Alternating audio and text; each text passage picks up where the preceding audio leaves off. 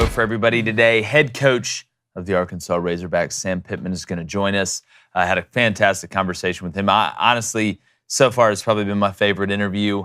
Tennessee got a huge commitment last night as well. Mike Matthews from Parkview High School, Lilburn, Georgia, which we know there's great high school football in Georgia, but Parkview is a place that just puts out names like Brad Lester. I can go down the list. They always seem to stay with some running back or skill player. So big show today, fellas. Going to see Oppenheimer tonight. Wow. A little early release viewing, whatever you want to call it. Reed was able to hop on some tickets. I'm pretty excited about that. You said Robert Downey Jr. said it's the best movie he's ever been on? That's what he said. He's been on some good ones. Yeah. Bold statement. Pretty excited. We'll see. A lot of bold statements today. Arkansas head coach Sam Pittman joins us to preview the Razorbacks' new look. The AJC issues corrections to its UGA investigative story and fired their reporter. And the Cowboys captain, Zack Martin, one of the best offensive linemen in the league, may not report to training camp due to contract frustrations. I'm Jake Crain. It's a Thirsty Thursday, and welcome to Crain & Company.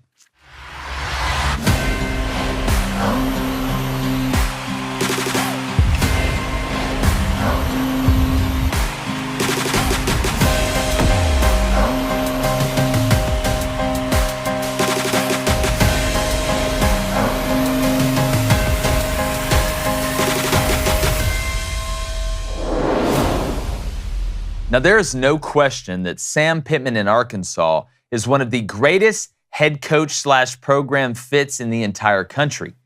The question is, can the Hogs finally break through in 2023?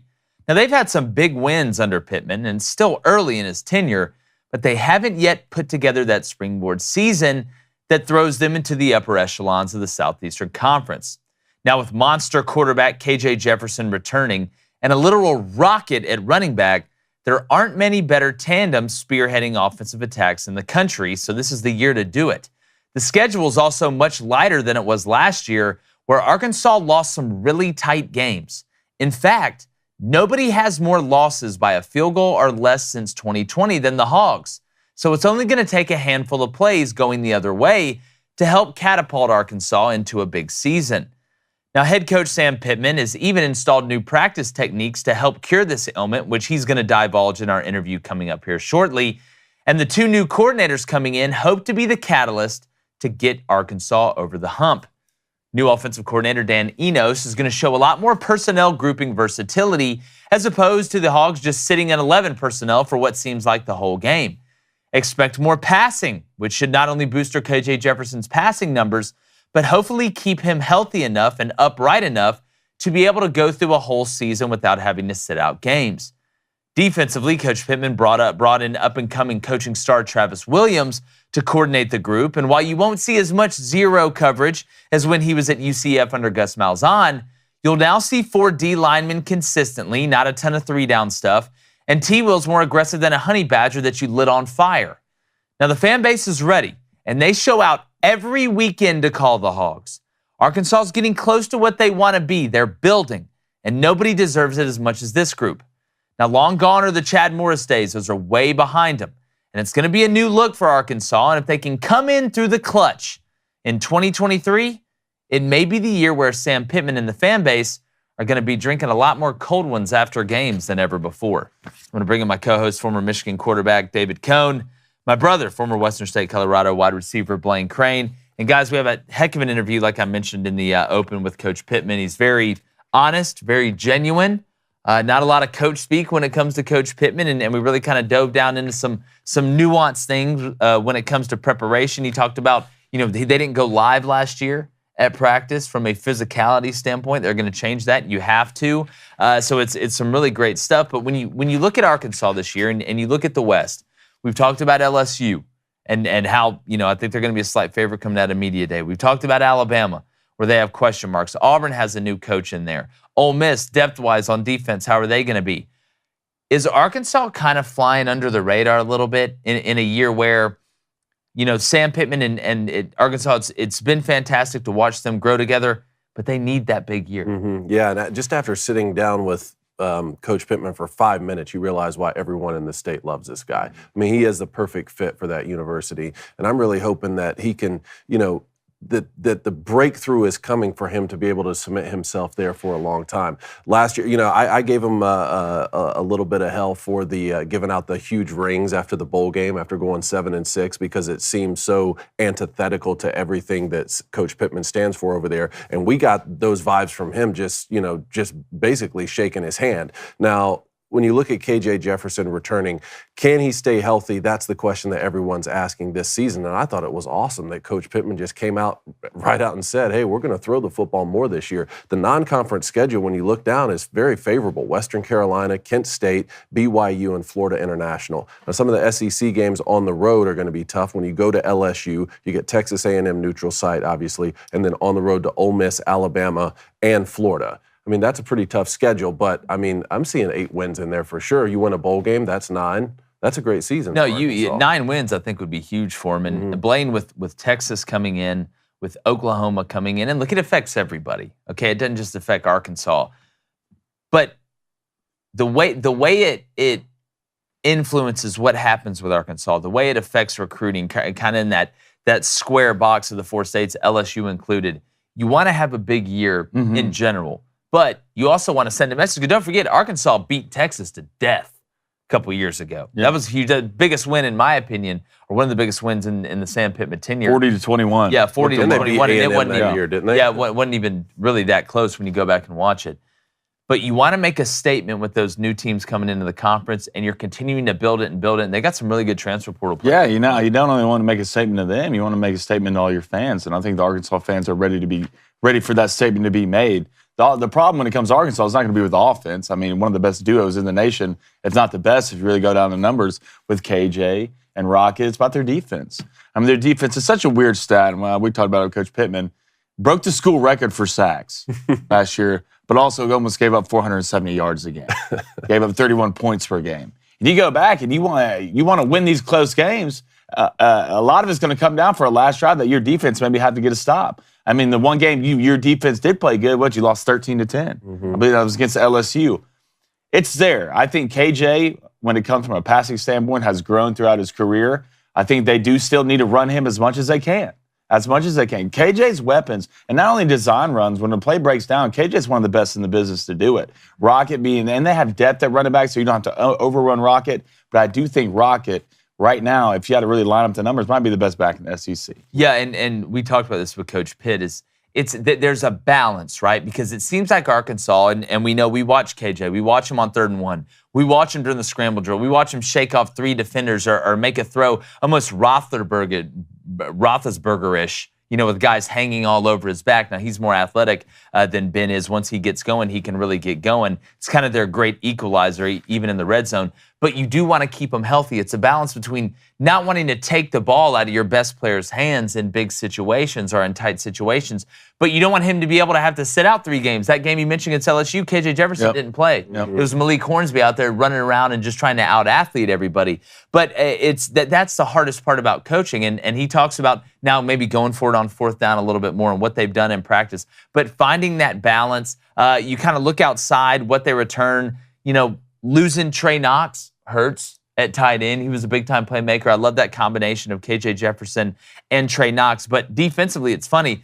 It was like Michigan State last year, I believe, led the Big Ten in sacks, but was the worst team in the Big Ten on 3rd down, which tells me one thing. You're blitzing a ton. You're just going. So T-Will coming in, and you don't want to just sit there and do one thing, right? Just give him one thing. I think T-Will's going to be a little more conservative than what he has been. But you look at recruiting, the way he's bringing in 4 players, I believe, in the top 100, as opposed to them signing 1 in the last 6 years. We know Travis Williams can recruit if you watch him operate. But defensively, getting that true 4 down, getting that buck, getting that jack, whatever you want to call it, instead of just sitting in that 3 down and saying, we hope to bend but not break. And remember, when Barry Odom was the defensive coordinator there, who's now the head coach at Missouri, who was the head coach at Missouri, is now, has moved on and is a head coach once again. They didn't have a ton of depth, so he just kind of had to do what he had to do. They're building depth there. They need that breakthrough year, and we'll see if they can finally get And it. 3 of those losses were by 2 points. Another one you mentioned was by 3 points. You're talking about half a dozen plays away That's from, SEC, though. from a 10-win season. It's the SEC. They're like, at the end of the day, you either win or lose those games. You got to have the guys that can get you. We can all go back to through our lives. We always had that one game or those 2 games where we had to make the last drive. Yeah. Right? And you can either be 2 sides of it. You can talk to it like it's a great story, or it just hurts you every morning you get up. Well, the game typically comes down to 3 to 5 plays. And remember, that's what happened against Liberty last year. Let us know, too, what you think in the Booster Club. Make sure you subscribe. Make sure you like. Make sure if you do donate, your question or comment gets read. They did lose to Liberty last year. Yeah. And if you're wondering what Liberty feels like as any American, and you want to know what it tastes like, our friends at Black Rifle have you covered, like a warm blanket in the wintertime. All right? They've restocked their Liberty medium roast. Has notes of hazelnut. Man, this sounds great. Hazelnut, brown sugar, and mild citrus. Look, I love brown sugar.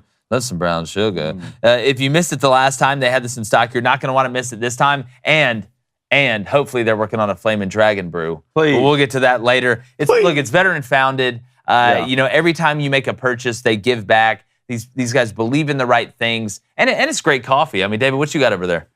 The Headless Horseman's Roast. Oh, Ichabod. That Ichabod. Ichabod Crain. Around the Get corner. it in ya.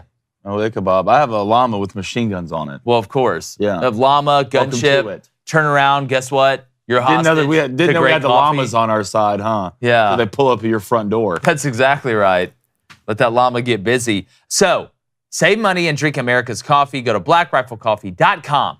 Use our promo code BOOSTER, that's BOOSTER, at checkout for 10% off your one-time purchase or your first coffee club order. That's blackriflecoffee.com.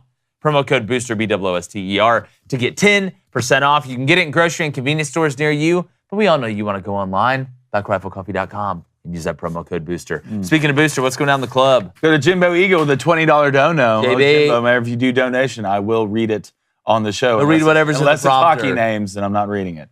He says, a rival school of mine when I played football in college, Sonny Morrisville decided it would be a genius idea to install black turf on their home field. I don't care, it's in New York. You're going to be scorching hot during summer camp. Yeah, it's just not a good idea. I tweeted this yesterday. I mean, I don't get it. Like, New York got up to 97 in August last year. Your cleats are going to melt, okay? I don't care what you say. And I had somebody, they were like, oh, well, there's turf in the South, and it gets up to like 105. Yeah, there's turf in the South. It's not black turf. Yeah. Like, I'm not a scientist or a geologist. Don't have any But black I do jerseys know how either. hot green turf gets.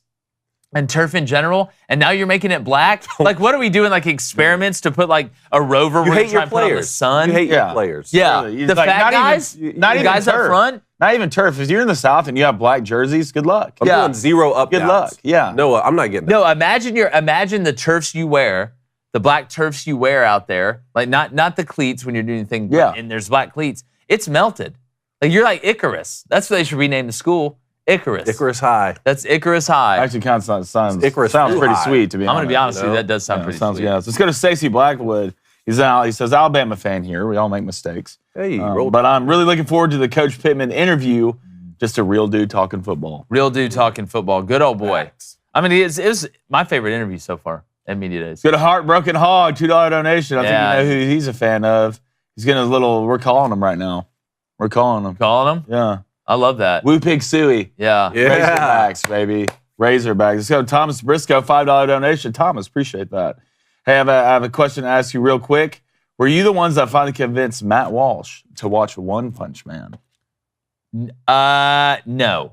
No, we were not. But Cannot take credit maybe had for a hand in there. yeah, maybe a little bit, but like I don't. Blaine's the anime expert. I'm not. I mean, you've watched One Punch I Man. heard you're the Yeah, anime One Punch Man's good. Well, Blaine's loves anime. to you, absolutely. I mean, you had a Game Boy and didn't play Pokemon. I don't know. What's your problem? See, No, well, why play does he get so normal upset games. about it when I know. he talks about anime all the Did I time? look upset? know. I'm smiling. But I think anime. I think You Blaine's can very smile through pain. Let's go to Cole Frink. Speaking about pain, $2 donation. LeBron is mid. MJ's a goat. Where's the barbecue competition? Oh, Cole, don't worry, buddy. It is coming.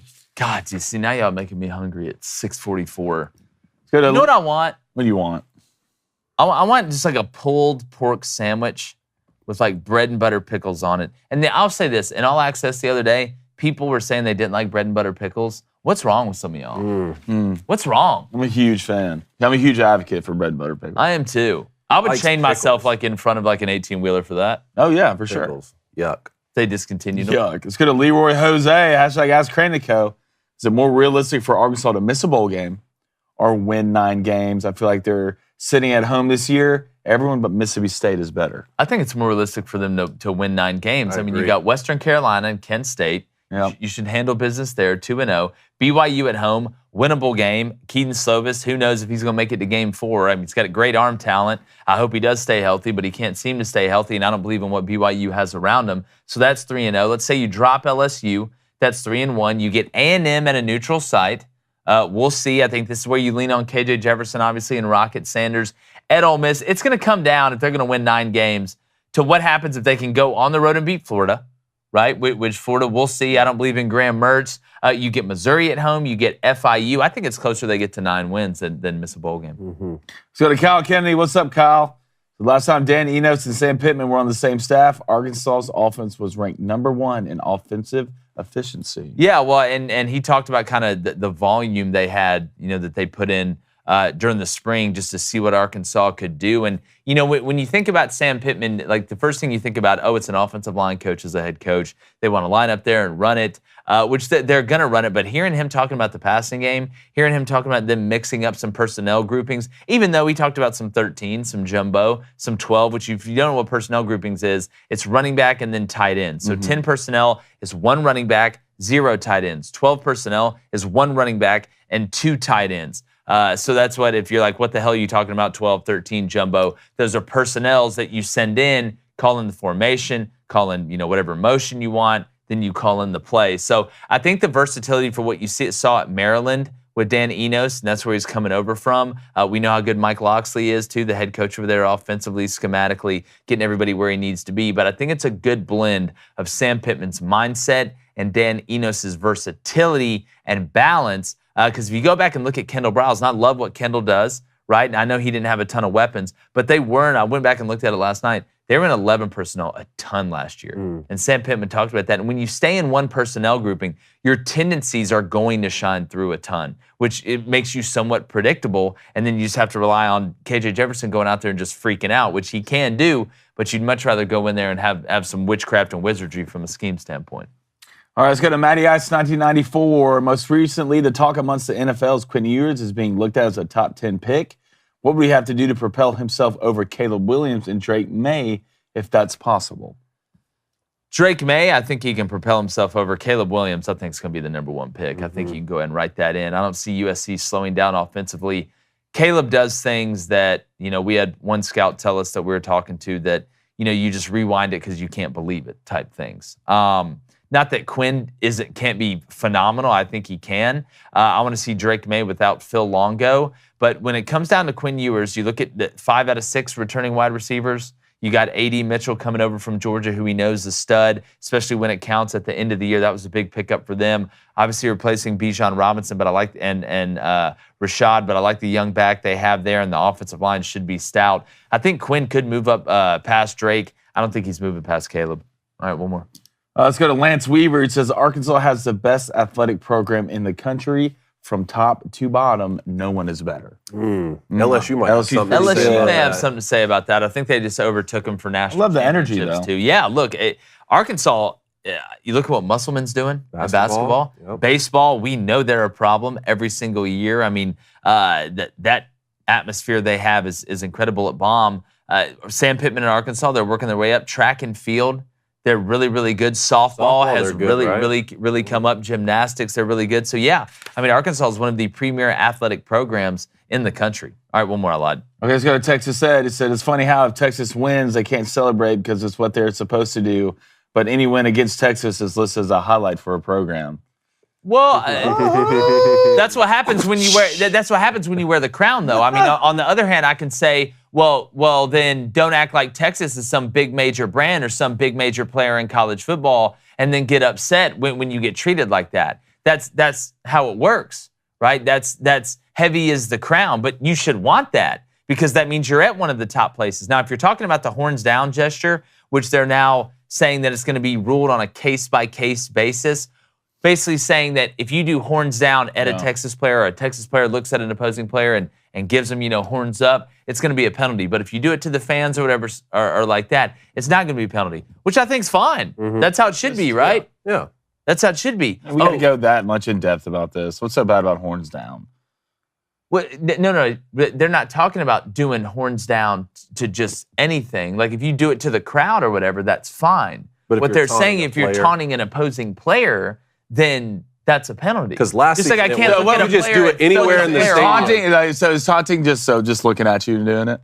Well, you get a penalty for taunting a player regardless. Like you could go point your finger at a player, right in the face. So they're saying like in that scenario. No, I'm saying if you're right next to a guy, you're not looking at him or pointing at him. If you throw this down, are you going to get penalized for that? I don't think they had like a 6-foot social distancing situation. No, I mean if you're facing this way and this guy's facing this way and you do it, or you celebrate with your teammates and do it, that's not a penalty, and it shouldn't be. Look, it's going to depend on where that referee went to school. Yeah, right? I know. That's executive producer Dick Wolf situation. Yeah, bum. All right, let's get into rapid fire. All right, let's do it. The University of Georgia last week demanded a retraction of a recent investigative story that we talked about, and they got one. The Atlanta Journal-Constitution has issued corrections to that article and fired the reporter Alan Judd. Alan Judd, the second time he's been fired for misinformation. Yeah. So he's done. Got it. Maybe.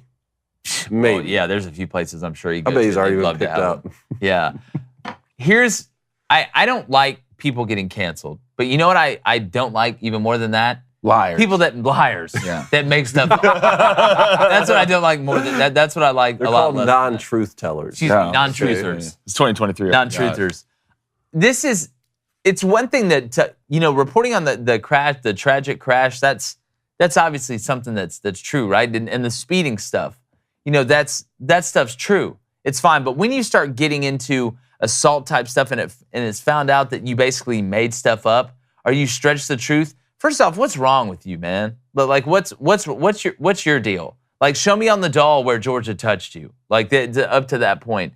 But I will say this, I will give the AJC credit for apologizing and taking action when they found out they made a mistake. Mm-hmm. We don't have a lot of accountability, right, in media in general, but in sports media as well, if somebody goes and makes a mistake.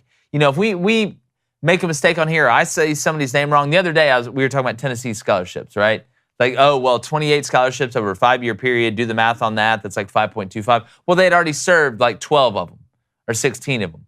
And it came on here and said, look, that was my mistake. Like they only have to serve 12 over 5 years scholarships lost. Like it's okay to come on here sometimes and say, listen, I was wrong about something, or I made a mistake. I'm a human being, and seeing the AJC do that, I think it's a good step in mending the relationship, the weird Spanish soap opera that is the AJC versus Georgia football. But yeah, man, Alan Judd, I can't wait to see him in the new remake of Liar Liar.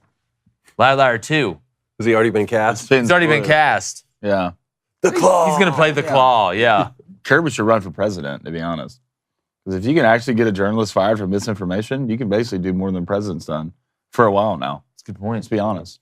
That's a good point. Touche. All right, let's go to the Pac-12. What's going on with the TV deal? Because it sounds like a TV deal won't be announced during media days, but they say, hey, the presidents and the chancellors are together. We're trying to figure it out, and important updates coming soon.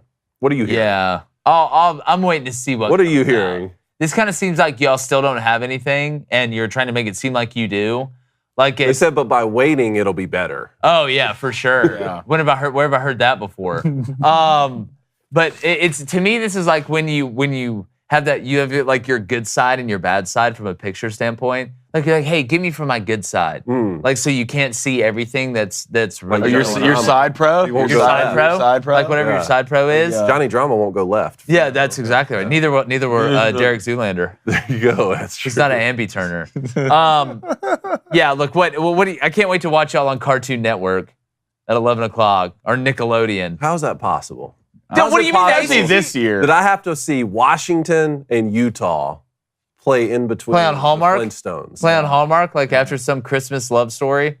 I don't like it. Well, I hate it because I think that I want every. The Pac-12 likes it either. The Pac-12 doesn't like it. But no, this is like they're like, hey, guess what? We're not telling you yet because it's so good. Yeah, 'cause that's exactly how it works, right?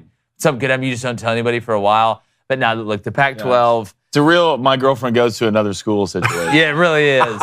It really is. Oh, man, she did go to another school. All right, let's go to the NFL. Cowboys captain Zack Martin may not report to camp due to contract frustrations. Man, this is not good for a team that is really trying to take that next step, and you're trying to keep Dak Prescott healthy. Yeah. Man, good. The Cowboys. Just who'd have thought drama with the Cowboys? How is this even a thing? Y'all with see Martin? Dak come out the other day? He's like, I'm not throwing 10 interceptions this year. I was like, damn, Dak's done. Look, Zach's- I love it. Dak's I love definitely that. throwing 10 interceptions. Let's have confidence, baby. Yeah, now Zack Martin just, I think 6 Pro Bowl in a row, something like that. Graded out 96% last Fix year. it. Gave up 3 sacks. How stupid are y'all? Yeah, how's it like, I get their salary cap. So I get that. Okay, I get it. But, like, this is one of the guys this shouldn't even be an issue. Okay, if this is some, like... Seven other guards in the NFL make more money. How he took, because they restructured it to help them out last year. Zack Martin's like, how about we restructure our relationship? Yeah. He's like, hey, Vivian, I just came up with a new dance move. It's called the Move On With Your Life. How is this even happening? Jerry Jones is this is what happens. This is what happens when someone with a lot of money thinks they're a lot smarter than what they are. Yeah. A lot smarter. I get it, though. I'd do the same thing if I was super rich. I'm like, I'm so much smarter than you. Look at me. I mean, no, I get it, but at some point, like, don't you realize, like, hey, there's some people, like, maybe we shouldn't piss off Zack Martin, you know? Like maybe my wife's already upset because maybe I forgot to Swiffer last night, and then the cat cut her arm. Did she hit you again? This is sounding very specific. Oh, yeah, no. Should have put the napkins back where they went. No, but like this, and then you want to get into an argument. Like she's already pissed off, but now I'm going to get into an argument with her about something small. Yeah. I don't know, man. This is dumb. They need help up front, too. It sounds like Zach's getting younger, either. Like that Zach? Zach Martin. Zack Martin. I thought you combined Zach Zeke and Zach. Zach and I thought you were Cody. talking about Zeke. For some reason, Zeke Elliott was on my mind. No, but their line's not what they were a couple years ago. So you need this piece for sure. Best guard in the league. Tiger Woods, his ex dropped the $30 million lawsuit. Oh, wow, I'm That's shocked. nice. Because they were going to go on vacation, but then he just went back to the house. Yeah. He was like, oh, wait. Like, oh, you pissed me off? Oh, man. No, well, I just remembered I'm Tiger Woods. That's who I am. Who are you? Lawsuit dropped now, though. Yeah. Tiger, $30 million. And I know he lost a lot, in the divorce. Because of the nanny, that's better than another story. FTX, though. Yeah, but way better than FTX. Good for him. Everything you got. I'm glad. This is good news. That's an ex, right? That's his ex-girlfriend? It's his ex-girl that he said could live in the house, and she ran the restaurant that he had, and then she got upset, and he left her at the airport or something. Look, I wasn't there. I'm telling you what I heard. Sounds like you were, to be honest. Yeah. It's like it's What a boss move by Tiger. Just left her at the airport. He said if you're he Tiger's said, we're girlfriend- going on vacation. Yeah. Meet me at the airport, and she went, and then he went home and changed the lock. If you're Tiger's girlfriend, what do you got to be upset about? Yeah, what are you upset about? Well, I don't think. What are you upset about? Like, for What's real? the problem? Yeah. Oh, no, wait, the limo wasn't blue? It's like, hey, sweetie, what's the problem? Oh, wait, I've already forgot who you are. Get out of my house. That's awful. That is? That's You're awful. Tiger Woods' girlfriend. That's awful. Come on, let's be honest. Three more. This first one's a little bit uncomfortable here, but Oh, no. Summer camp again? no, that was a long time ago. The Braves have lost. Oh, the Braves lost 4 in a row. Braves have lost What's 4 going on, straight. guys? Jake, the Braves have lost 4 straight. What's going on? Why do you care? You're a Ranger fan. Stop that, okay? Yeah. What do you Somewhere care? deep down in here, I care. Look, it's baseball. We're coming off the All-Star break. Pitching staff a little beat up right now. I think they do need to add a couple arms in the bullpen. Nothing crazy. I'm not worried about the Braves because the Mets, regardless of what the Braves do, the Mets are going to find a way to blow it. Nobody else really scares me in that division. But I want us to be playing our best going into the playoffs. So if we got to struggle a little bit now, lay down and bleed a while, let's get up. Austin Riley on my fantasy team hit a dong last night. Really excited about that. Hit another one? Did he? Hit 2 the game before. Yeah, hit one last night. You had another one? I believe he did. Yes. I mean, you're still 10 games up. I'm in a fight. Yeah. Oh, man, we're still 10 games. Lost 4. It's a great situation when you can lose 4 and still be double digits. Yeah, and I mean, the Rangers are unbeaten since the break. So either way, we're good. We're good over here. I still can't, but it's hard for me to look at you. All right. It's like I'm not even mad anymore. I'm just really disappointed. Yeah. All right, 2 more here. The last one, you guys.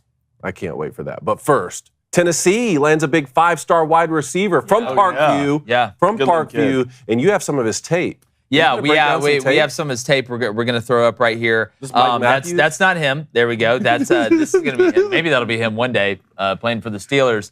It seems that a lot of guys come out of Georgia playing for the Steelers right now.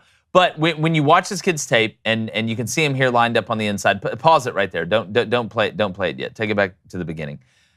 Number 1 wide receiver in the class of 2024 from Parkview High School that is loaded with talent. We know about the state of Georgia. I talk about it all the time. And the fit that he is, because he can play safety too now. Like, this is going to play both ways. He's going to play wide receiver at Tennessee. Tennessee has a habit of putting their best athletes on offense. Some guys go the other way with that.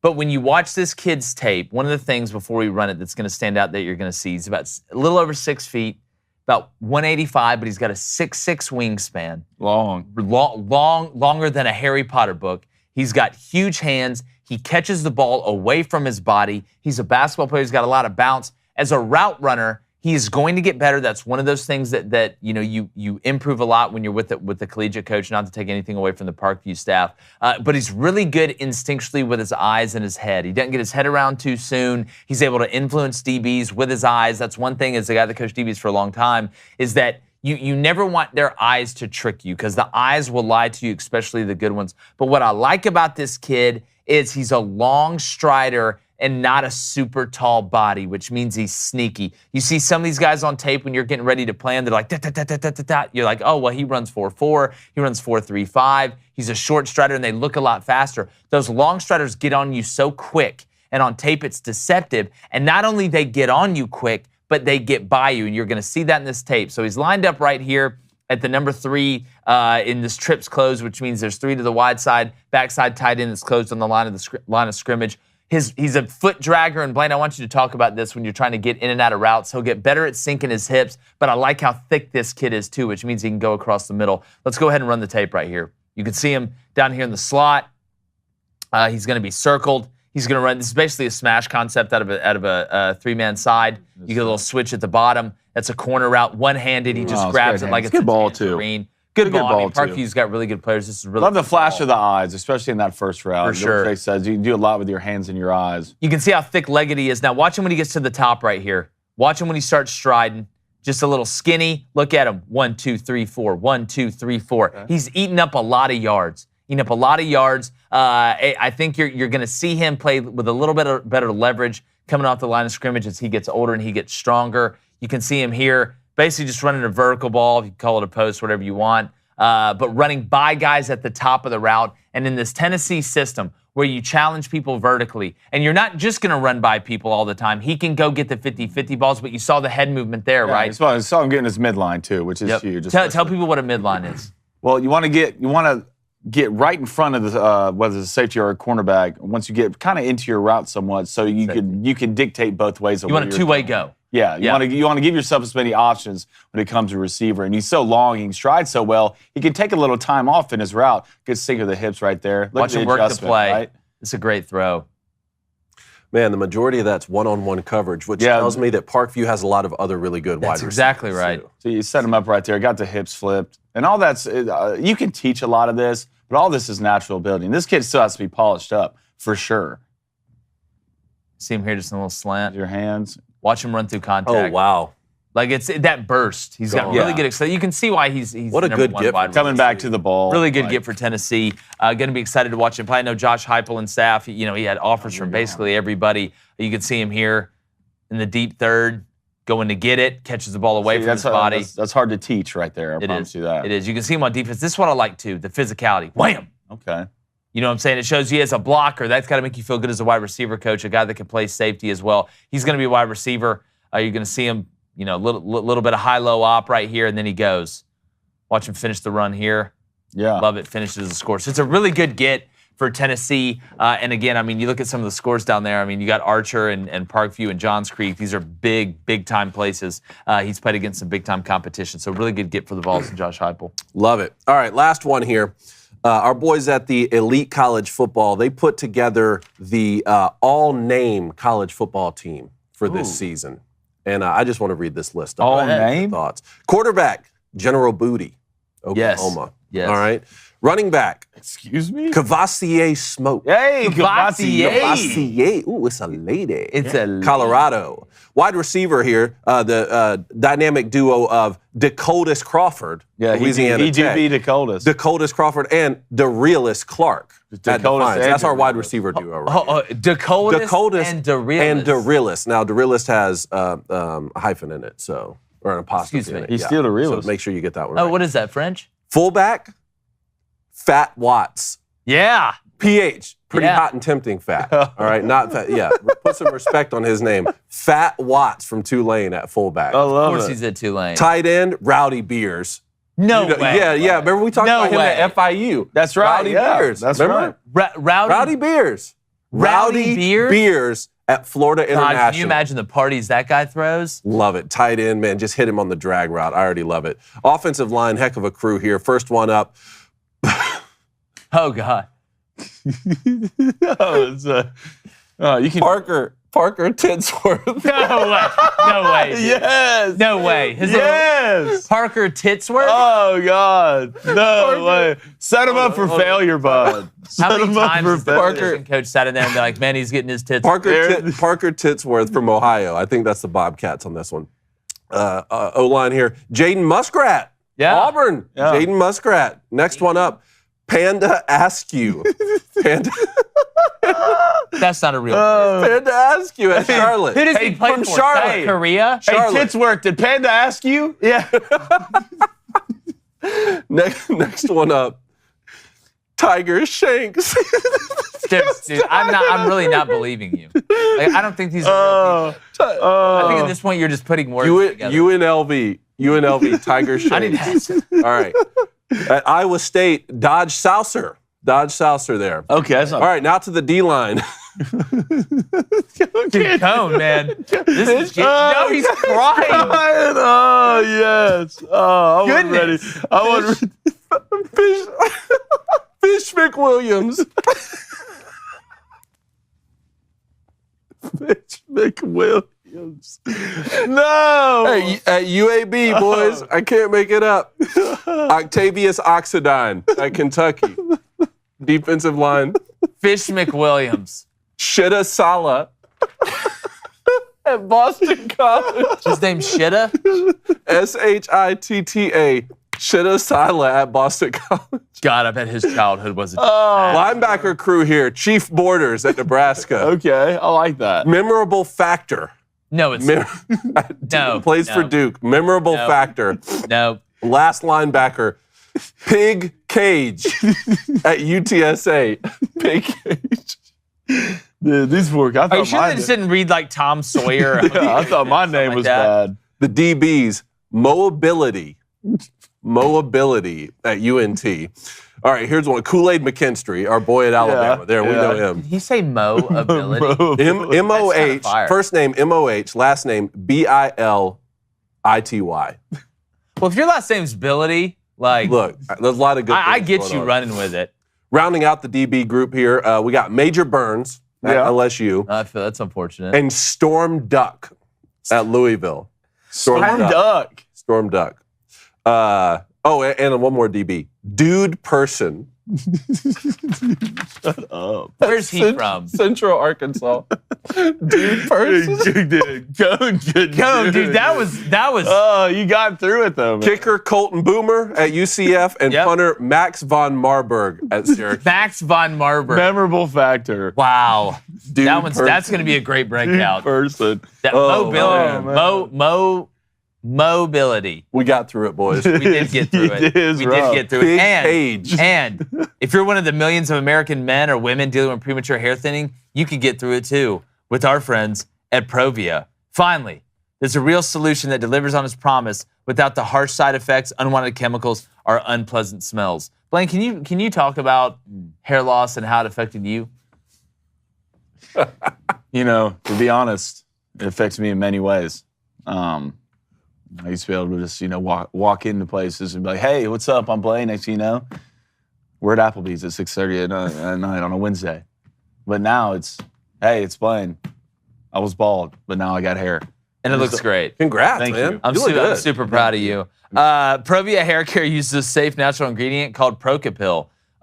It also supports healthy scalp circulation and delivers nourishing nutrients to strengthen your hair follicles. Look, if your hair's thinning out, or if it runs in your family and you want it to be preventative, all jokes aside, we know you got to look good to play good, right? Yeah. You got to look good to play good. Confidence. You don't want to put on some toupee that looks like you just, cut a little bit out of the carpet. You don't want to look like Ben Affleck off the movie Air. That's exactly right. True. You don't want to look like that, or oh boy off Christian Bale. What's that movie? With the redheaded chick in it? Oh, yeah. You're talking about the American Hustle? Oh, American Hustle, where it's that looks like a Category 3 hurricane hit it. Provia, it's safe, it's effective, it can get you back in the game. And again, it's self-confidence and self-esteem is a big deal. Okay, so if your hair's thinning or you're losing it, male or female, you need to take advantage of Provia's exclusive introductory summer package at proviahaircare.com/booster. That's PROVIA.com/booster. Enter the promo code BOOSTER at checkout and you get an extra discount on your order. You'll see results for yourself right now, so don't wait. That's proviahair.com/booster, proviahair.com/booster. Speaking of booster, we got Sam Pittman interview coming up, but I want to get to the Booster Club quickly. Let's go to Cole Frink, $2 donation. Thank you, Cole. Blaine, here's a name for you. Tuevo Tavarian. How about that? You like that, Cole? Probably Is that from Game of Thrones? Let's go to AJ Cooper, $2 donation. Appreciate it, AJ. Better backfield, University of Michigan, Ohio, or Penn State. Or Penn State, excuse me. I would. Okay, I would go Michigan. Like, especially what we saw with Donovan. If we're talking about backfield, we're talking about quarterbacks too, right? Like when you look at that, the combination. Drew Aller, I got to see it from Penn State. He's got all the potential in the world, but a lot of people have had a lot of potential, and I think he can do it. And if he does, Penn State is going to be a big-time problem. Like a let's get NATO together and figure it out problem in the Big Ten, I think, with Wisconsin, Ohio State, and Michigan. But when I look at Michigan with J.J. McCarthy coming back, pissed off for greatness, Blake Corum coming back off an injury, and Donovan Edwards with what he showed you, and that offensive line, because we're going to talk about great backfields, you got to look at if they're going to get protected up front and if they're going to be able to open up holes for the running back. I'll take Michigan's right now. Let's go to Freeway Jared, $5 donation. Appreciate it, Jared. He says, love Sam. Favorite coach in the SEC, and I would get a cold soda with him, but it's still Mizzou all the way. See you in November. Hashtag Hogs can't beat us. Hashtag Brady cooks pork. Hashtag I love it. Jared, that's pretty good. Hashtag the zoo. And also hashtag let's get a drink with Sam Pittman. $2 donation from Jeff Druin. Says, let him fight and let there be taunting. I agree, Jeff. I agree. What are you going to hurt a grown man's feelings? Some men just want to watch Good the world. God, cry about it. Let's go to Jimbo Eagle. Well, first, let's go to David S. $5 donation. Jake, if you ever decide to get a second career, I think you can make it as the next Geico caveman because, dude, those are some manly arms. Thank you. There you go. Appreciate that. Shout out Provia. All right, let's get a $2 donation. Jimbo Eagle said, if running backs strike, what happens to the NFL this season? Someone else. They're going to get Someone else plays. Someone else will go running play. backs. Yeah. Someone else's dreams, their lifelong dreams will come true. They're not going to have to go get John Favreau to get out there and play running back. Give me There's a lot of guys in the USFL right now and in Canada that would do that. Give me $13 million a year. Let's go to CG87343, $5 donation. Appreciate it. Is he hanging out in Tatooine? Yeah, he actually is. That's the crazy thing about it. Please clip that all-name college football team. The reading of the names is absolute gold. Yeah, well, we're definitely going to do that. That's probably going to be what we clip. Pig Cage, boys. Dude, Pig Cage. Fish McWilliams? What's his brother? I felt like I was on Impractical Jokers. Dude, I know. You have to read the name. Someone named this kid Mobility. I get it. No, everyone gets it. Just no, but like, if your last name's Ability, I mean, I can understand using that. Like if my last name was Rich, I would like my first kid's name would be Richie. Supa. Oh, sorry, Richie Supa. Rich. You would name your kid Supa if Well, you're we'd call him Supa. Okay. Probably name him like something cooler than that, though. Yeah, let's go to Andy Gordon. He has a serious question. Okay. All right, Jake, are you seriously not at all concerned about the reigning NL champion Phillies? No. Next question. Playing good, man. They are playing good, but guess what? Guess what? I'm not concerned about the Braves. I need just the Braves to get in the playoffs. I need the pitching staff to get healthy. Okay, listen, the crazy thing is I don't hate the Phillies. I'm not the biggest Bryce Harper guy ever. But I like Aaron Nola.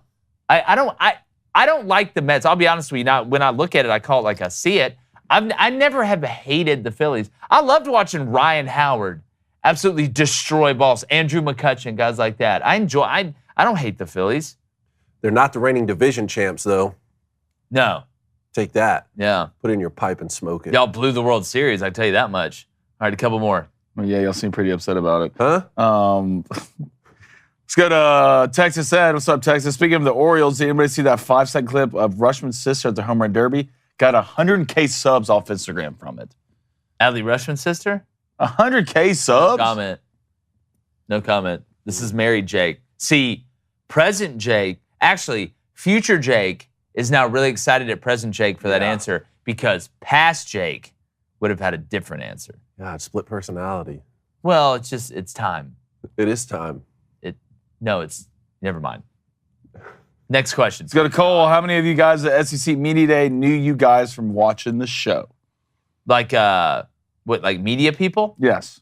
Oh, yeah, like everybody. Those are our boys. Knows everybody, yeah. for sure. That's the best part about Media Days, the people you get to see. Because, I mean, we all, again, we kind of swim in some pools are bigger than other, but we all kind of swim in the same ocean, if that makes sense. Let's go to Mo Bama. He says, why does Texas get their entire own penalty based on how their hand sign is used? Every Texas school has these hand signs.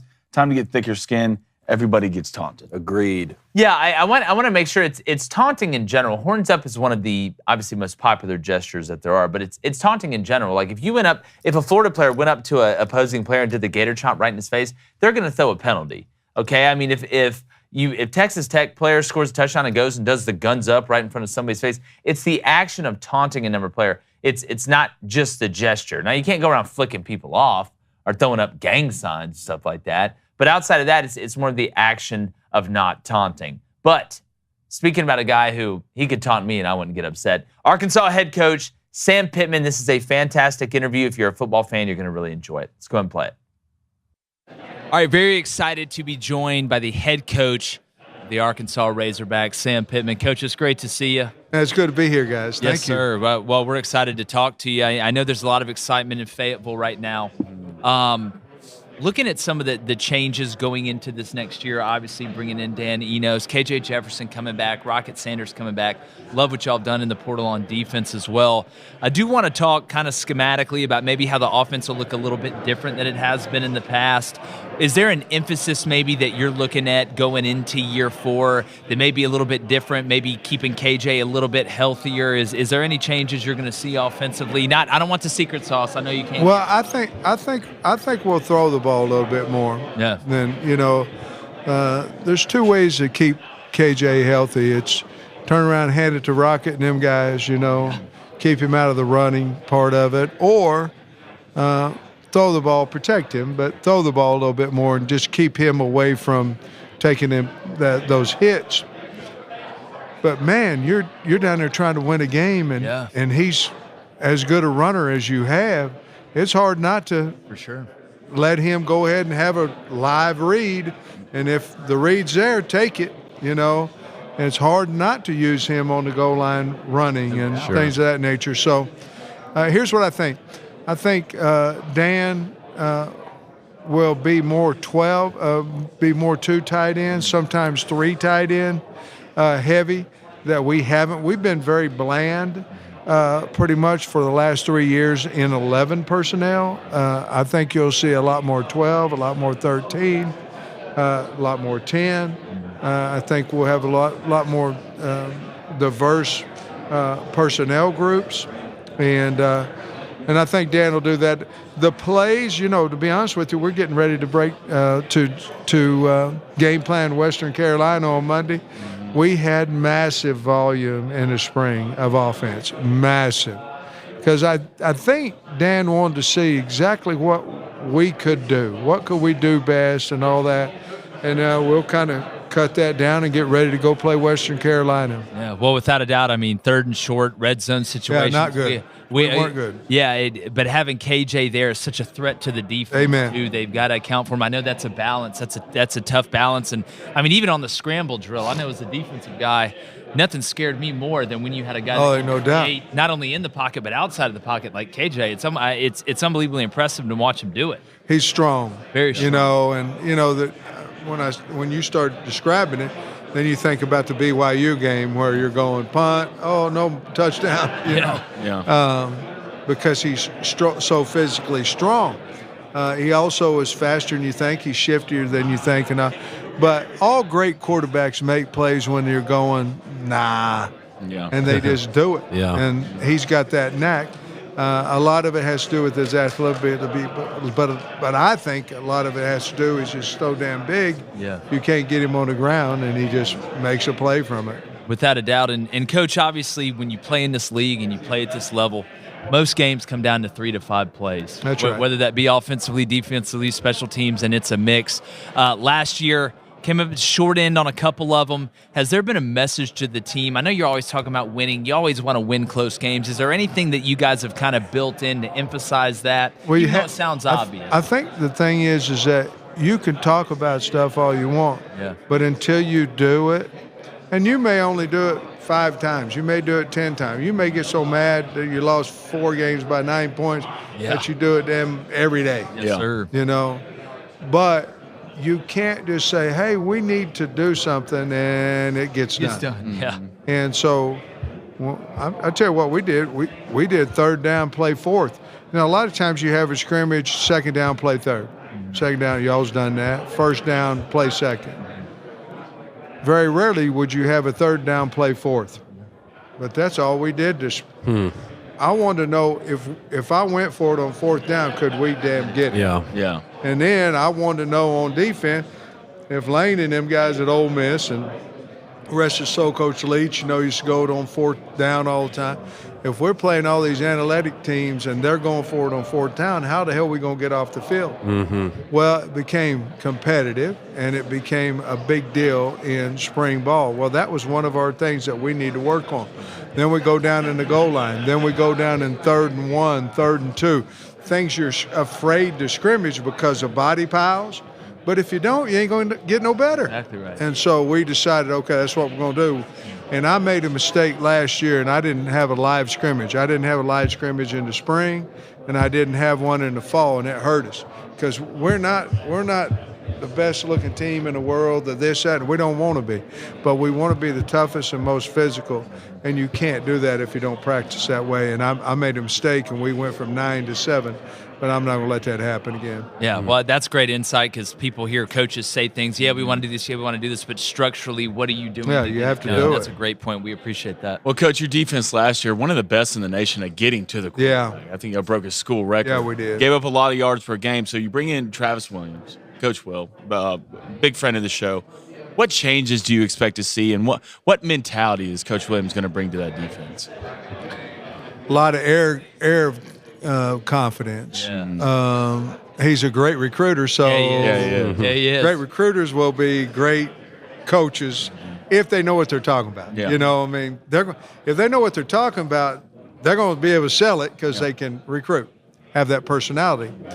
Well, he's going to be very aggressive. I remember interviewing him going, hey, man, y'all playing a little bit more total, a little more zero than I'm comfortable with.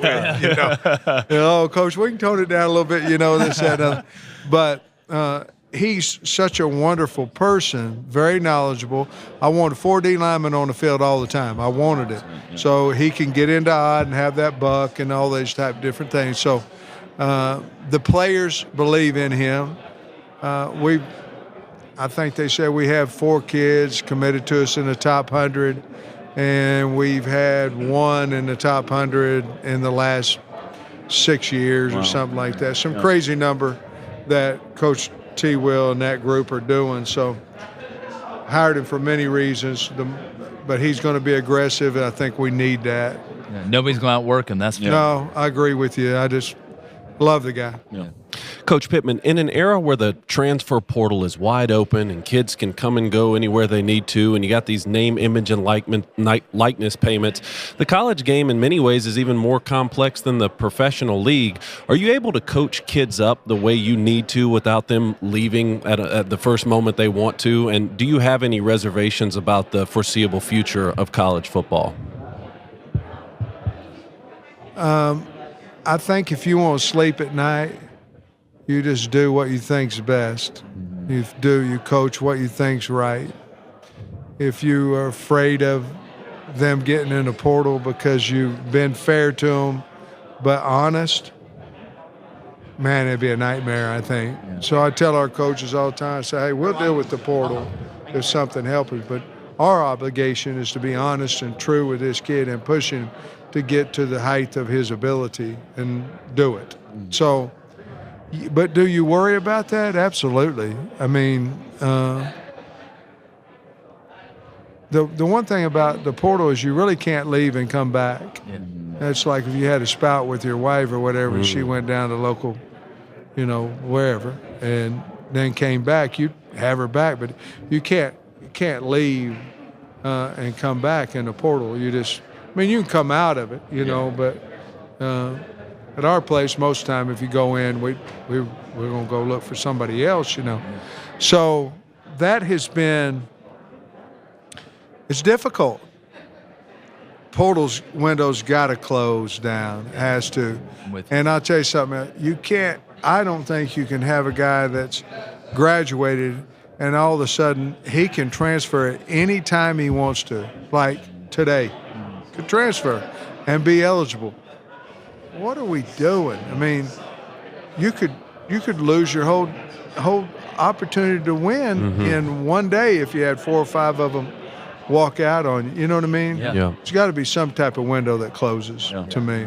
Coach, my last question for you. The run that you guys have been on, it's been like a breath of fresh air in Fayetteville, and I know you're still building it to where you want to go, and there's heights you still want to reach. But when we talk about fit, and you bided your time to make the right choice, to make your move as the head coach, and it seems like when it comes to fit, there's not a better fit than Sam Pittman in Fayetteville. And the way that the fans have responded to you, the university has, and the way you've responded to them by winning, can you just talk about what it means to you to be the head coach of the Arkansas Razorbacks when y'all run out of the tunnel on Saturdays in Fayetteville and you see all those people and just, what it means to you, Sam Pittman, the man? Yeah, and y'all will feel it. You're young. It's hit you before, something's hit you, but when there's something, everybody has dreams. Wait till something hits you that you've never dreamt about. Yeah. And that's what being the head coach at Arkansas was. It wasn't, oh man, if I do this, Arkansas is going to hire me. It was 10 a.m. in the morning, and by 1 o'clock you're the head coach, and you're just going, God dang. Yeah. But I think, and I've been very passionate about how grateful that I am. You can't assume in life that this is supposed to happen and then be not ungrateful for it when it happens. Oh, well, that was supposed to happen. Man, that's a guy living a miserable-ass life. Yeah, it's true. You know what I mean? Yeah. So whenever something happens to you good, then be grateful for it. And let people know, and that's kind of how I am as a head coach at Arkansas. Some guys might say, well, you're on 4 hours of interviewing. Damn right I am. I'm a head coach at Arkansas. Yes, sir. What the hell I'm going to be? Down to the lake? Would I rather be here with y'all or at the lake? I'd rather be here. Yes, sir. Head coach at Arkansas. You know what I mean? So big deal to me, big deal to my wife. But I think that I do fit for the state of Arkansas. We've got to win more games. We've got to continue to move the program. Building it. I mean, you can see it. But I think the people of the state of Arkansas understand how important this job. And to be honest with you, one of our goals is to make the state proud of our football team. Sure. And if we can do that, then everything will be pretty good. Well, Coach, you're well on your way. We're really excited for you, rooting for you. You guys do it the right way down there, and we can't wait to see what happens in 2023. Thanks so much for your time. Good luck to you guys. Yes, sir. Thank you. Make sure you subscribe. Yes, sir. We will. Y'all too. All right, Sam Pittman, man. Just a real one. Yes. Just a real one. Love that guy. Like sometimes you get coach speak, they're like, listen, we just, everybody loves everybody. I just don't want to say the wrong thing right now. So it's great talking to you about it. No, I mean, Sam Pittman was, even when we got off, when we stopped recording, just a real guy. And I mean, that shines through. I mean, and I think that's one of the reasons that he's such a lovable character in the world of college football. Just being honest. I mean, he said, we need to win more football games. You know, he said, hey, we're going to throw the ball more. He said, we did some things well last year. We didn't do some things. I don't know. I'm just rooting for this guy, man. He's I mean, you root for the good ones that do it the right way. And look, I thought he went in depth about how, they're going to change schematically. Yeah. Offensively. You don't get that most of the time. A lot of people play it close to the vest. Really, the fact that he sat here and talked about personnel groupings, how they're going to change. What they're looking to throw the ball more. You saw that. Then defensively, how he wants that 4 down where you can go odd with that buck and be able to mix it up. Not so much cover zero. Yeah. Not just lining up. You're making me nervous. He called it total, which some people call it that. It's zero coverage, which is basically every no help, but all out blitz. Yeah, better play good. Yeah, you're on an island. Better get there. Yeah, make the tackle. That's exactly right. But all right, let's get to the Booster Club before we get to a little yes or no. Let's go to Sister Riggs. What's up, Queen? I appreciate him talking about seeing a mistake and correcting it.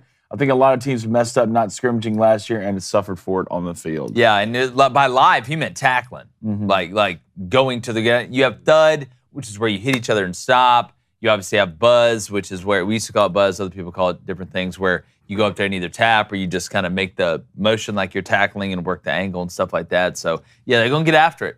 Let's go to Squid Pro Quo. Squid Pro Quo. But I love Coach Pittman's comments yesterday on Mike Leach. Got so much respect for the man. And you can absolutely, you can just feel Mike Leach missing from this week. Yeah, I know. It's weird.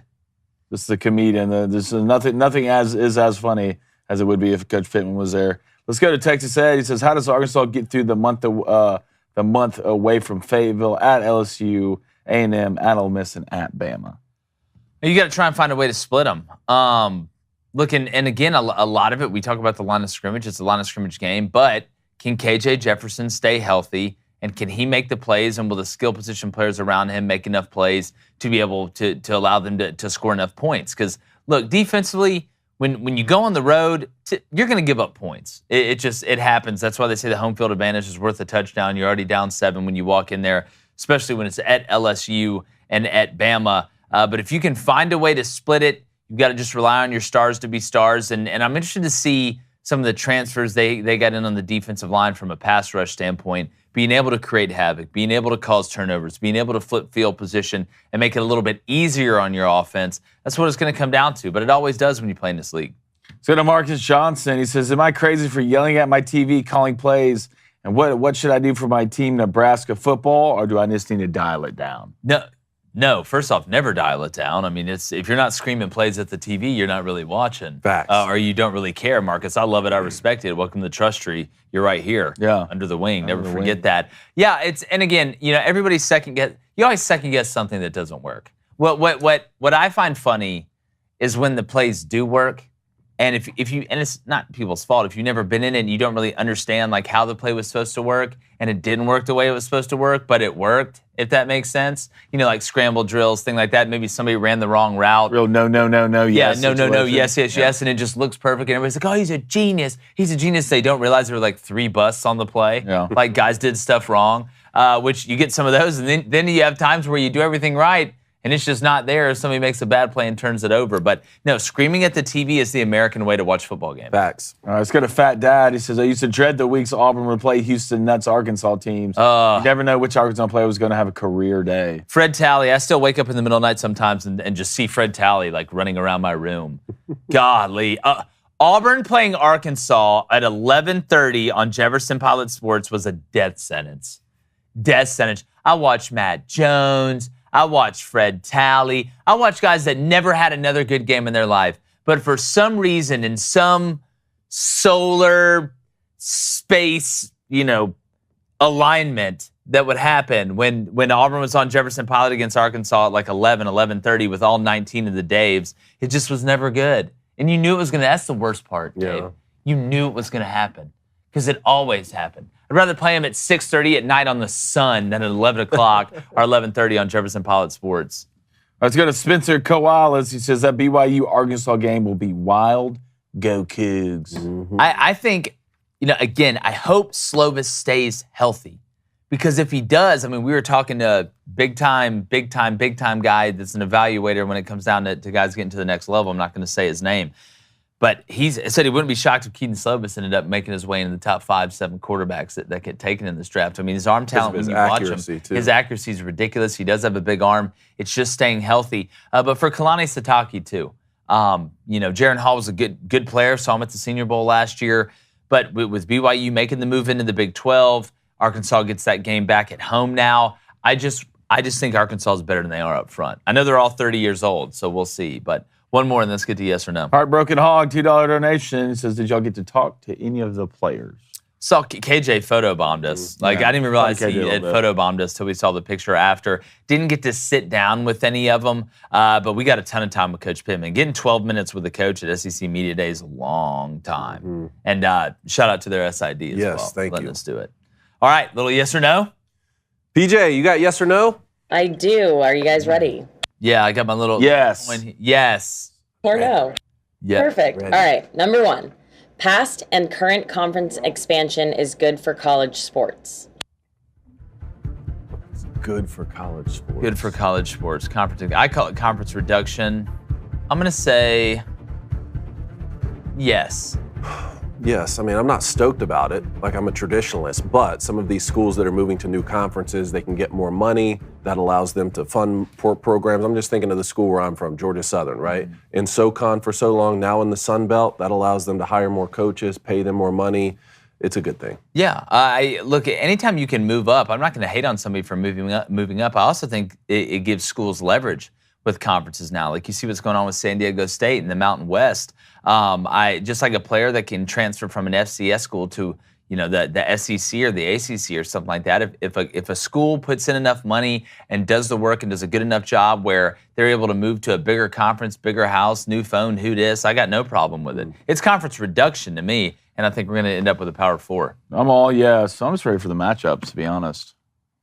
Yeah. Like just the new matchups. For Texas, Oklahoma, go in the SEC. Oklahoma, SEC. USC, UCLA, Big Ten. The Big Ten. It's It's going to be wild. New rivalries. Yeah. Yeah, I'm excited about it. Number 2. March Madness is the best sports tournament on earth. Yes. Yes, it is. Ooh, I'm interested what everybody else does here. No. The best No? postseason. Best postseason. That's what we're talking about, Best right? tournament. Oh, did she say postseason? I said best tournament. Best tournament. not Tournament. postseason. I've got to go with the Masters. I just love the Masters, man. Masters puts on the best tournament to me. It's a yes for me. Yeah. It's a yes for me. It is. It's the best. Come on, one shining It's the moment. best. You got schools out at St. Peter's, who I didn't even know that existed, beats Kentucky. I mean, you got games on like the early rounds too, where you just got games just back to back to back to back to back. It's game-winning shot here, upset here. Why am I burning my bracket and crying in my hands in front of grown women? Good luck getting a hot dog for $1.50. All right, that's how we do it at the Masters. All right, you get the pimento cheese. You pay for We're hot not going dogs? to gouge you. Yeah. Well, see, the problem with that is you only had to pay $18,000 for the Masters. Oh no, you can't get in. Yeah. You can't get in. Yeah. You're not going. You watch other people pay $150. Hold on, I was talking about being there in the spirit. Yeah. I was talking about giving you. No one goes to the Masters. Yeah. What do you mean? Oh, super bougie. Yeah. Yeah. March Madness, best tournament there is. 100%, Absolutely I love agree. it. All right, number 3. Parity in college football is more important than a strong SEC conference. Yes. Sure. Yeah. Yes. Is this like? Well, we're trying to save college football here. Like, this music's like from 1883. Yeah. It's like, man, we're going to Oregon now. Everybody get ready now. But the greatness of a conference like the SEC has been on a run. Look, that motivates other conferences. Yeah, I like Motivates Southern Cal and Oklahoma and Michigan. Yeah, if you're looking at it from any perspective, if you're looking at it from a business perspective, obviously having parity is better because you want to be able to affect different markets. You want the West Coast to be good. You want the North to be good, the South to be good, the East to be good, and all the directions in between. And then if you're looking at it from a fan perspective or from a quality of ball standpoint, you want to see these matchups. I want to see USC take on Georgia. I want to see these games where it's kind of different mindsets, different styles. They say in the South that when Timmy B was talking about that, I thought that quote was great. That when two teams play each other, it's my way of life versus your way of life. I love that stuff, and I don't want to see the same. It's like with movies or stuff like that. I don't want to watch the same episode of the same show over and over again. I don't want to watch the same movie over and over again. I want to see different stuff. Like Oppenheimer tonight. I'm jealous about that, to be honest. Are you peanut butter and jelly? I'm pretty peanut butter and jelly about it. I might just pop up like popcorn. Yeah, hopefully Like what? like the movie doesn't work and you just like. Or I might just drop it. Wait. So because you can't see it, you don't want me to see it. Yes. God. Blaine and we might just drop in. Yeah. Pun intended. We might skyhook you out of there. Well, don't worry. Nothing. It's in the Sound of Freedom. They're not going to try and keep it from playing. Yeah. All right, number 4. Yes. Saquon Barkley was worth the first-round draft pick for the New York Giants. Yes. Here's David. Here we go. This is what I want to see. I know Blanier's a yes. Ooh, yes. Yeah. David, explain. Yes, I mean he's one of the greatest football players I've ever seen. Is that higher than I would take a running back? Probably. But remember how bad the Giants were. The Giants were in a state of disrepair. Remember how good his college film was. One of the greatest football players I've ever seen. Seriously, man. He just torched Michigan, not just at running back either. I mean, this guy was returning kickoffs for touchdowns, doing everything.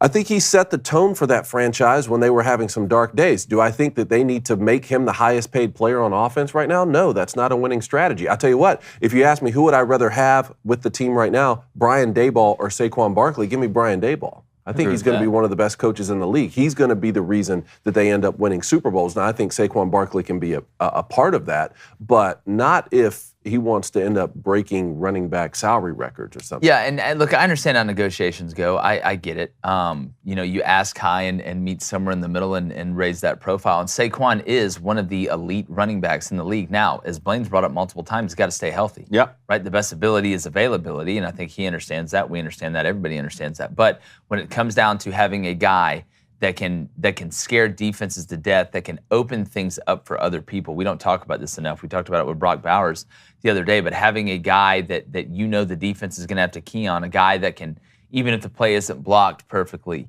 even if it's a check down pass, can hit the home run. That's really effective. And in football, in a game where it's single elimination, when you get to the postseason, you need to have that guy you can rely on. If Saquon can stay healthy, then they need to be able to rely on him. But in that same vein, the position is what the position is, and the roster is what the roster is. Same thing with the salary cap. You got to do what's best for the team, and you don't want to just because you have one really good player doesn't mean you go out and bankrupt yourself for it. Mm-hmm. That's not a winning strategy. Yeah. And with the graph you put up yesterday, it's the truth. And I don't think the Giants are good enough at the other spots, especially on offense, to pay Saquon that type of money. Yeah.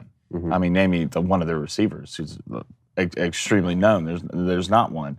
I mean, this has been his first healthy season, for 3 years, right? I think, was it 2019? He had his last 1,000-yard season. So, I mean, he is one of the best players. Saquon? Yeah. Well, last year he had 1,300. No, I'm talking about the year before that. The years before that. Yeah. I think he had been healthy for 2 to 3. Since his rookie year. Yeah, for sure. So, you got the talent for sure, but I'm not going to pay someone who's super talented just to sit on the sidelines. Yeah, and we've seen this movie with these running backs before. Remember the Le'Veon Bell fiasco with the Steelers, and he ended up holding out, and he's down there on jet skis, ends up signing with the Jets. He came out this week and said, no, that was one of my biggest mistakes. I wish I had taken the money that was offered me by the Steelers and stayed there in Pittsburgh. Yeah, we'll see. Number 5. Andrew Luck would have become one of the greatest quarterbacks of all time had he not retired. No. I'm going to say yes. No, I don't buy it. Look at his numbers, even when he retired. They're ridiculous. Now, you asked me if he'd have won a Super Bowl. I don't think he'd have won a Super Bowl, but there's been a lot of great quarterbacks that haven't won the Super Bowl. Dan Marino, I can go down the list. No? No, I was saying this is Super Bowl. His numbers are good, but you're going to be one of the best ever. Yeah. You're going to need more than you don't know. You don't know what he's going to. It's such a question. It's such a iffy. One of the greatest ever. So greatest ever to me. You're what, top 5? Even top 15.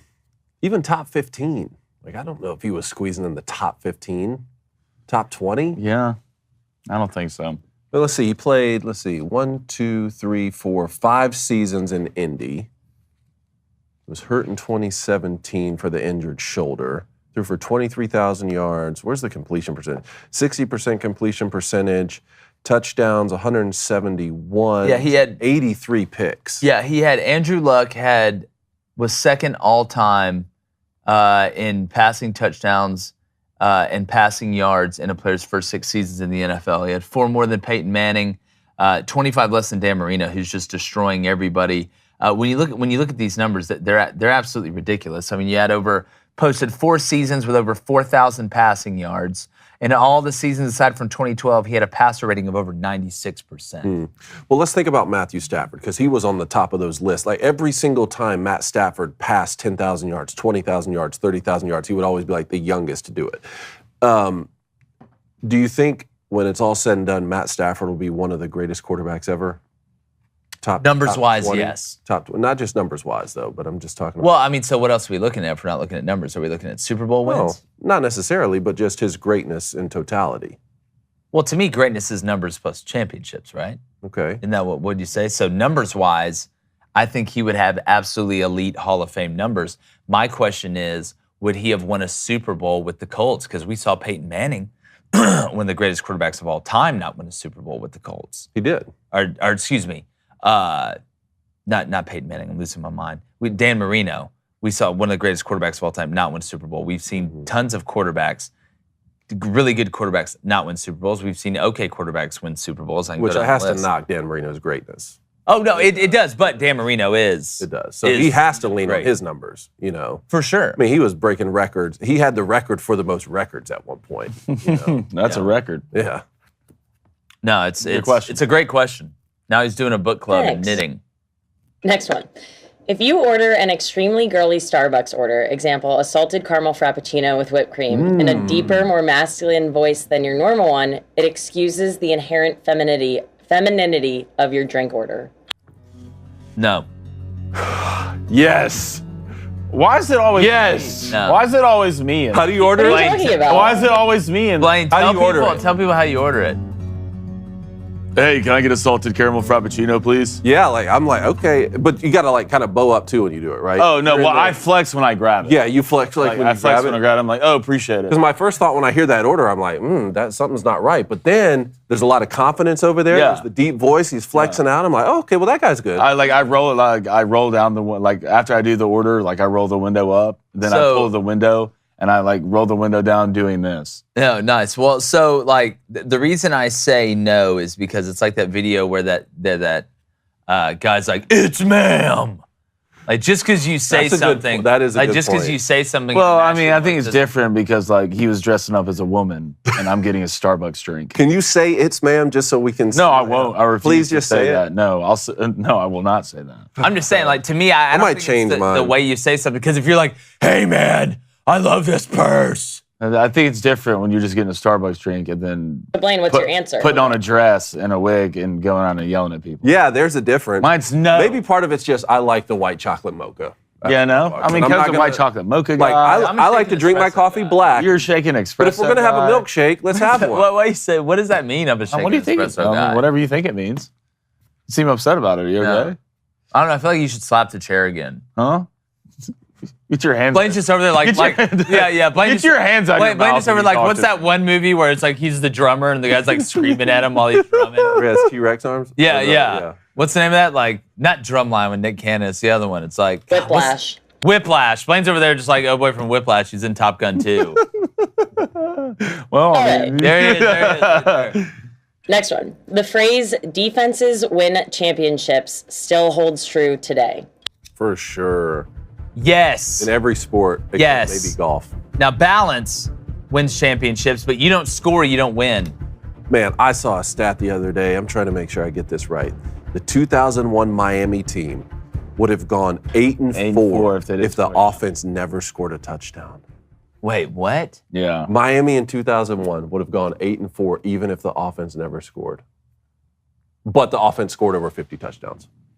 That's how elite that defense was. Yeah. Well, how about Georgia's defense from a couple of There you years go. ago? Ask Georgia fans. Yeah. Look, at the end of the day, offense sells tickets, and you need offense. I'm not saying offense doesn't help you win championships, but I think you ask that question gets asked because offense is more sexy than defense to most people. Yeah, it is. Most Yeah, people it is. want to turn. 100%. I mean, now the player The players too. What? Wait, Hold on. Wait, what? the players super understand. They're so sexy. The players understand. The order I said that was kind of messed up. The players understand how important defense is. The coaches understand that, and a lot of fans do. But when you turn on the game, it's like baseball, right? They want more home runs. NBA, they want more points. NFL, they want more touchdowns. That's why they keep bending the rules to help y'all out as much as humanly possible. I don't know about all that. Oh my God! Oh, you don't know about all that? Well, why don't you quit? Open your eyes. Quit holding. Yeah, God. Oh, okay. Look, Let me man, show you tape every up play. front. You guys hold more than a 401k in a I'm a gold neighborhood. state champ today because of our defense. I'm not gonna lie about it. Those guys were good. You need Justin defense. Houston, I bet you'd John be Knox. happy defense if we get invaded by China. You'd like that, wouldn't you? I would like that. Yeah, I mean, All right, 3 more. I don't compare war and football, so that's just not what I do. Yeah, you do. I've heard you talk about it like all the time. Is this the last one? I have 3 more, but it can be. All right, let's see what this last one is. I would rather give up watching every other sport for 2 years than give up watching football for just half a season. Yes. Duh. Next, yeah. Full on 2 Okay, years. I don't what? know. Half of a fall can extend your life 5 years. Or it can coming out ahead. take your life That is true too. in a day. I mean, just every Saturday is gonna like dictate my mood for like the next. 6 God, I'm months. so ready for football. But when you say ball's football, we're over. talking football in the fall. I don't want you to like trying to finagle like the USFL in the springtime. Yeah, I'm No, talking no, football. No. I'm not trying to watch that league where a bunch of dwarfs run around either No. playing. I'm trying to watch Football. like, college football in the You're NFL. not watching What league is anything that? when that's over. There's a dwarf league. The Dwarf League? Huh? DFL? Man, The half personnel league. I heard that league's really growing. Yeah. That was, I heard they just fall a little short. Every God, that was mine, man. All right, Justine, that was really good. Good job, Justine, Justine. that was pretty mediocre. Nice job, PJ. Great job. Tell her Thank nice you. job. Pretty mediocre, to be honest. What's the Booster Club saying? Expected more. Let's go to Brian Hall says, "Bro, frappuccinos are great, and I'm a combat vet." F y'all's opinions. There you go. Come on, No, dog. we're not. Nobody's saying on, dog. frappuccinos Who said are that? great, Come on. Brian. Brian Hall, Nobody he's a said- combat vet. Nobody's you go. saying He ordering frappuccinos fraps. are great. Thanks for your It's like service. Blaine. It's the way Blaine. He's like, I'll take a coconut candy cane.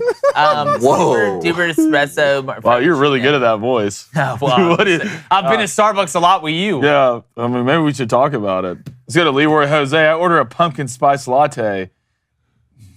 Leroy Drink it with Jose. confidence. If you don't like it, me and my hot wife and 3 children don't care. I respect First of all, it. Hey, Leroy Jose, that's an awesome name. That is all right. awesome. Second of all, That's no Fish McWilliams, but if you like pumpkin spice, man, go ahead and get you that headless horseman's roast and use promo code Booster. nice. Ting.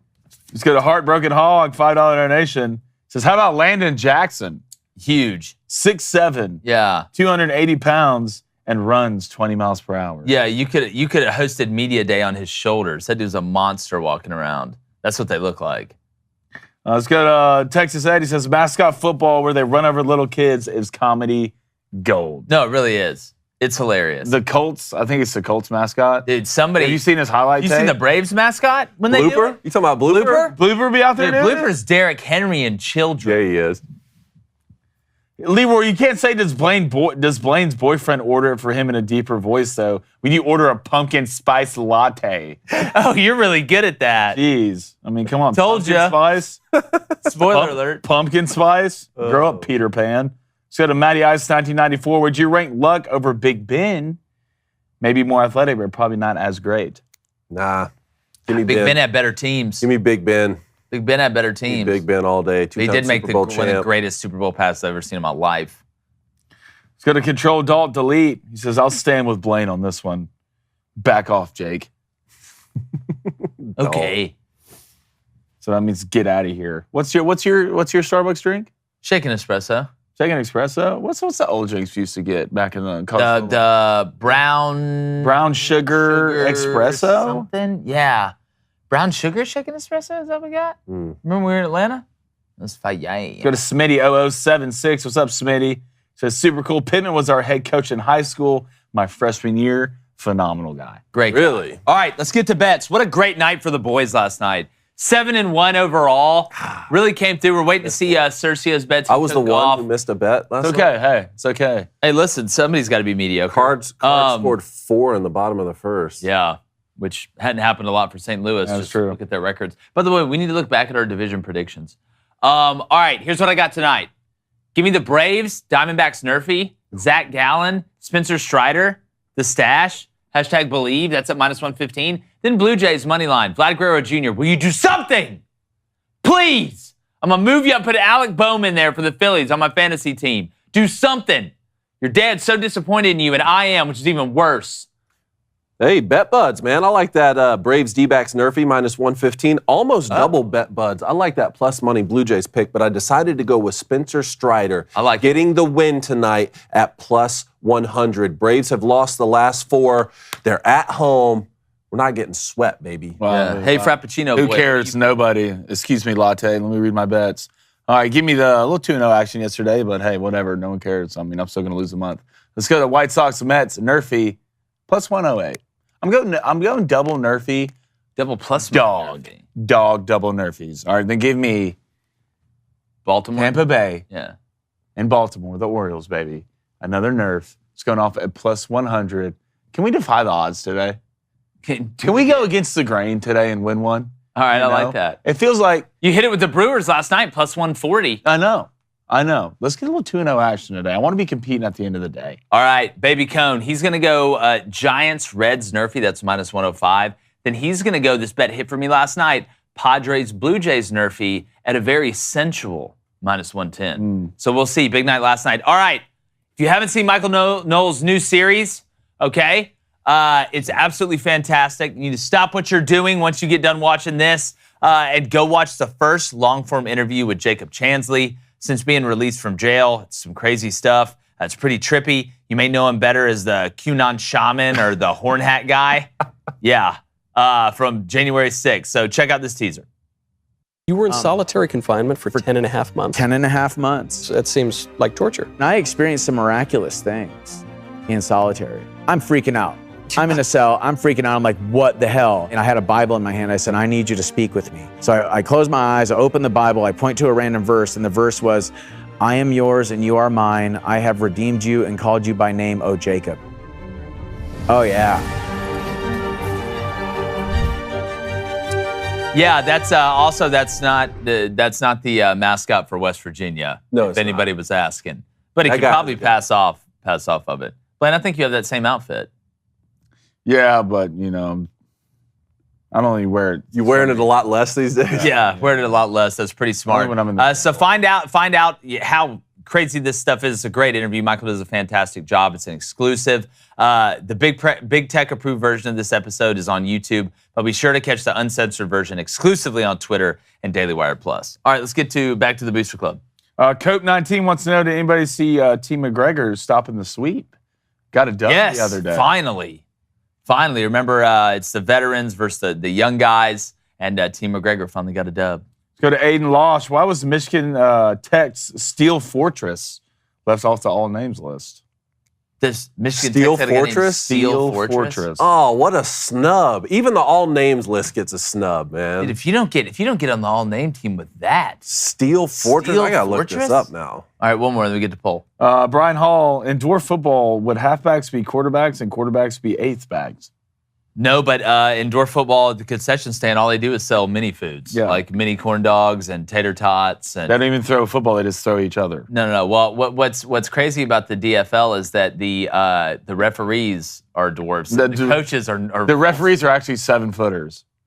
That's what they are. They're 7-footers. And so the coaches are dwarves. So when they argue, that's how it happens. Steel Fortress. What a snub, man. 6'3", 226, Michigan Tech. Look at that dude. Oh, like that's Chase Winovich's cousin or something. Yeah, he 100% looks like his name's These are Vikings? I'm sorry, I'm Steel so locked in on this DFL thing. The Dwarf Football League? Yeah, the real question is, like, would each team get one player that's not a dwarf? Like that's so you can play That's what I'm offense saying. and You defense? don't throw a football. No, it needs to like be one of the kids wears orange, and like the one actual size guy plays quarterback, and you just throw that kid. You just throw the dwarf around. DFL. Why would you need a ball? What's the poll? What's the poll? Why can't it just be regular football? Just get him because it's not as fun. No, it needs to be regular football. With dwarves, you get a somebody who's not a dwarf, one player on each team. You can play offense and defense. The referees are dwarfs. The coaches are not. The announcers are dwarfs. They only sell like finger foods at the concession stand, like I mentioned. Like, why is the one guy taking their job? Is it a diversity and inclusion thing? No, stop taking their normal job. size guy on the D line. Hey, don't use words like normal. Like we don't. It has to be quarterback. What do you mean normal? Like 5'9", like the average American height.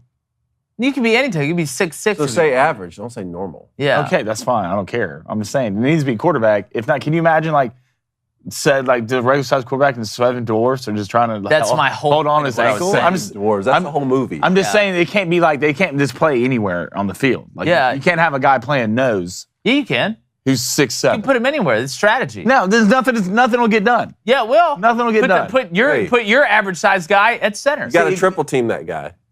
No, you have to whole team that guy. That's the thing about your Well, whole team's better get basically rid of the ball. a normal team. It's a one-man blitz. That's how it is. All right, what's the poll? Let's go to better returning QB. KJ Jefferson or Jaden Daniels? Ooh, good question. God. Jaden Daniels. Like, are we saying, like, just better if each player was on an equal team, like the teams are equal, who would you rather have? I would go Jaden Daniels. Go, you give percentage, Cone. 61%. I'm going to go Slither in there, huh? I'm about to go. Shut up. Give me Jaden Daniels 60%. All right, Jaden Daniels, 54%. KJ Jefferson, 46%. You know what that is? That's the, what does he say on Not at the Roxbury? What? That's the ambulance. My heart coming and take you away. All right, we hope we took you away to a better place this morning. Make sure you subscribe. Make sure you turn that notification bell on. We got Hugh Freeze coming on tomorrow. Shout out to Coach Sam Pittman today. Great stuff from Arkansas. Any closing thoughts before we wrap it out of here? I love lamb. Nothing like a good caramel frappuccino. Yeah, and like the chances of making... like the chances of me being worried about the Phillies, we're gone.